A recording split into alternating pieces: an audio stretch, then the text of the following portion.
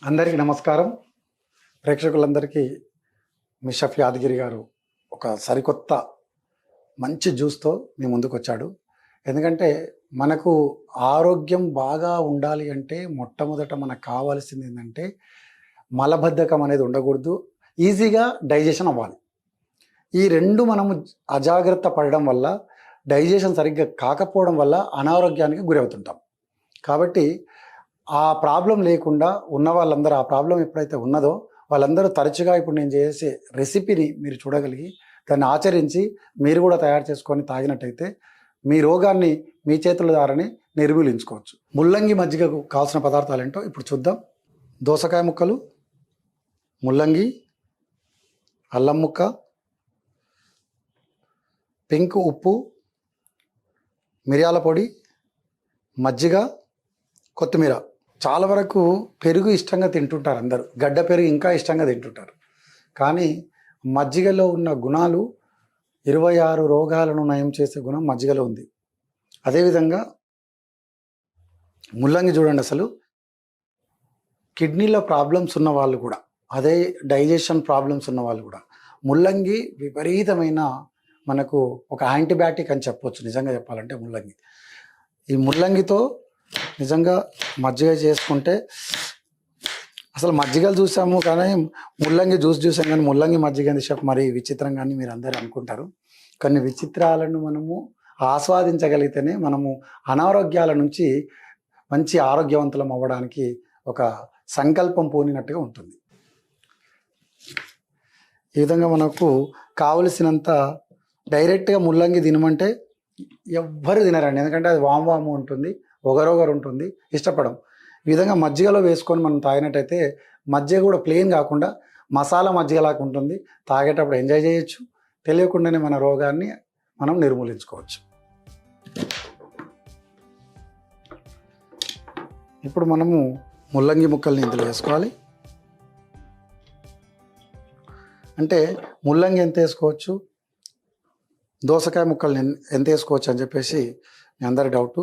సమపాలుగా తీసుకోండి, ముల్లంగి, దోసకాయ. చూడండి, దీంట్లో వేసే ప్రతి ఇంగ్రీడియంట్స్ ఒక ఔషధమే. దీంట్లో అల్లం ముక్కలు వేసాం. అసలు పూర్వకాలంలో ఎలర్జీ వస్తే ఈరోజు స్కిన్ డాక్టర్ దగ్గరికి వెళ్ళాలి, లేదంటే చెకప్ చేయించుకోవాలి, స్కానింగ్ చేయాలి, ఇంకా రకరకాల స్కానింగ్లు చేసేయాలని చెప్పి పరిగెడతా ఉంటాం మనం. పూర్వకాలంలో దురద వచ్చినా, ఎలర్జీలైనా ఇంట్లో పెద్దవాళ్ళు ఏం చేసేవారంటే అల్లము, తేనె రెండు కలిపి ఇచ్చేవాళ్ళు. చక్కగా ఒక 2 లేదా 3 రోజులు మనము ఎంటీ స్టమక్తో తినగలిగితే, అల్లం తేనె తింటే ఎలర్జీస్ కూడా, దురద ఉన్న ఏమైనా చిన్న చిన్న క్రాషెస్ వచ్చినా అన్నీ కూడా నయం అవుతాయని పెద్దవాళ్ళు ఇచ్చేవాళ్ళు. మేమైతే తినేవాళ్ళం. ఇప్పుడు మనకు చెప్పేవాళ్ళు లేరు, మనం ఆచరించడము లేదు. కాబట్టి ఇలాంటి చిన్న చిన్న వంటింట్లోనే ఒక పెద్ద ఔషధం ఉంది. దాన్ని మనం గుర్తించి దాన్ని మనం తీసుకున్నట్టయితే చాలా ఆరోగ్యవంతులుగా ఉంటాం. ఇప్పుడు ఇంకా మిరియాల పొడి చూడండి, అసలు ఇందులో వేసే ప్రతి ఇంగ్రీడియంట్ నిజంగా ఒక ఔషధమే అని చెప్పొచ్చు. మనం మామూలుగా ఉప్పు, రెగ్యులర్గా ఉప్పులు కూడా మనము కూరల్లో వేసుకొని తింటుంటాం. దాంట్లో కూడా ఒక ప్రమాదకరం ఏంటంటే దొడ్డుప్పు వాడండి ఎక్కువ శాతం. సన్నుప్పు వాడినప్పుడు వంటల్లోనే వేసుకోండి. కొంచెం తక్కువ అయిందని చెప్పేసి మనము అప్పుడప్పుడు పైనుంచి వేసుకొని తింటూ ఉంటాం. ఆ పైనుంచి వేసుకొని తినడం కూడా చాలా ప్రమాదకరం. కాబట్టి మీరు సరిపడా ఉప్పు ఫస్ట్ చెక్ చేసుకొని కుక్ చేసేటప్పుడే వాడండి. ఇప్పుడు దీంట్లో ఉప్పు వేసాం. ఇంకా చివరిగా ఏంటంటే మనకు కొత్తిమీర కూడా. కొత్తిమీర నిజంగా అసలు పెద్దవాళ్ళు దీన్ని ఎందుకు ఈ విధంగానే మనకు పూడ్చి చెప్పారో మనకు అర్థం కాదు. కొత్తిమీర కూడా ఇందులో వేసుకున్నాం. ముల్లంగి ముక్కలు, దోసకాయ ముక్కలు, కొత్తిమీర, అల్లం ముక్క, మిరియాల పొడి, పింక్ ఉప్పు వేసుకున్నాం. ఇంకా చివరగా మనకు కావాల్సిన మజ్జిగ. అంటే దీంట్లో కూడా మీ అందరి డౌట్ రావచ్చు, మరి అన్నీ వేసినప్పుడు చిక్కగా ఉంటుంది కదా అనుకుంటే కాదండి. చిక్కగా కాకుండా కొద్దిగా మనం పలచగా చేసుకోవాలి. మనం క్వాంటిటీ ఎక్కువ తీసుకున్నాం కాబట్టి మనకు ఉప్పు కొద్దిగా తక్కువ పడుతుంది. ఇంకా కొంచెం కలుపుకుందాం ఇందులో. ఇప్పుడు మనము మిక్సీ పట్టుకోవాలి.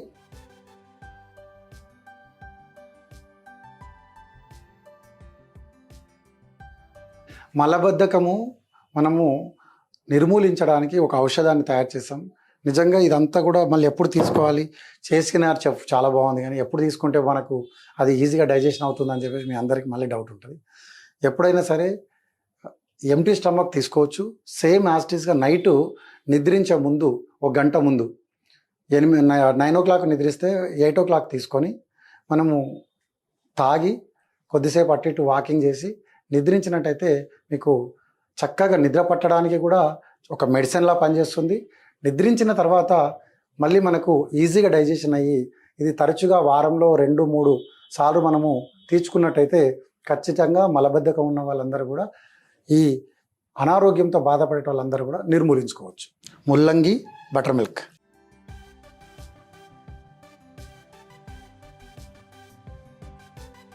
నిత్యం మన కళ్ళ ముందు కనబడుతుంటాయి.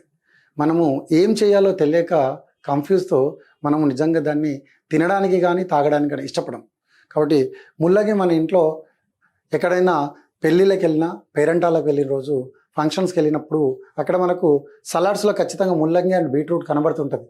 ఉల్లిపాయలు ఇష్టంగా తింటాము, కానీ బీట్రూట్ కానీ ముల్లంగి కానీ మనం దాని జోలికి పోవాలంటే అమ్మ ఎందుకులే అని చెప్పేసి దాన్ని మనం అవాయిడ్ చేస్తూ ఉంటాం. కానీ ఇలా మనము డైరెక్ట్గా తినలేము కాబట్టి ఈ రూపకంగా మనం ముల్లంగిని బటర్ మిల్క్ను కలిపి తాగినట్టయితే మలబద్ధకము శాశ్వతంగా నిర్మూలించుకోవచ్చు, తరచుగా తాగుతూ ఉంటే. దీంతో పాటు ఇంకొక మంచి ఈజీగా మీ అందరికీ టిప్ చెప్తాను. ఎక్కువగా మలబద్ధకం ఉన్న వాళ్ళందరికీ ఉదయము లేవంగానే టీ కాఫీలు కొంచెం అవాయిడ్ చేసి గోరువెచ్చని నీటిలో ఒక 1/2 టీ స్పూను ఆమ్లం వేసుకొని చక్కగా కలుపుకొని తరచుగా సేవించినట్టయితే మలబద్ధకము నుంచి విముక్తులు అవుతారు. ఈ టిప్పు మీరందరూ కూడా ఆచరించండి.